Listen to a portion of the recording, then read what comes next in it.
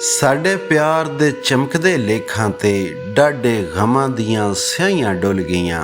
ਜਿਹੜੇ ਹੁਸਨ ਤੇਰੇ ਚਮਕਾਈਆਂ ਸਨ, ਉਹ ਚਾਨਣੀਆਂ ਰਾਤਾਂ ਰੁੱਲ ਗਈਆਂ।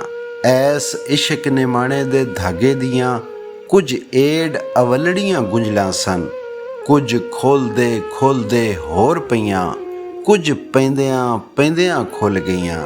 ਗੱਲਾਂ ਮਿੱਠੀਆਂ ਮਿੱਠੀਆਂ ਪਿਆਰ ਦੀਆਂ, ਜਿਹੜੀਆਂ ਦੋਹਾਂ ਨੇ ਬੈਠ ਕੇ ਕੀਤੀਆਂ ਸਨ, ਜਿਹੜੀਆਂ ਨਾਲ ਅਸਾੜੜੇ ਬੀਤੀਆਂ ਸਨ, ਸਾਨੂੰ ਯਾਦ ਰਹੀਆਂ, ਤੁਹਾਨੂੰ ਭੁੱਲ ਗਈਆਂ। ਕੁਝ ਐਸੀਆਂ ਵੀ ਕਰਮਾਂ ਵਾਲੀਆਂ ਸਨ, ਭੁੱਲ ਭੁੱਲ ਕੇ ਤੇਰੇ ਦਰ ਜਾ ਲੱਗੀਆਂ। ਕੁਝ ਐਸੀਆਂ ਬਖਤ ਨਿਮਾਣੀਆਂ ਸਨ, ਰਾਹ ਚਲਦੇ ਚਲਦੇ ਭੁੱਲ ਗਈਆਂ।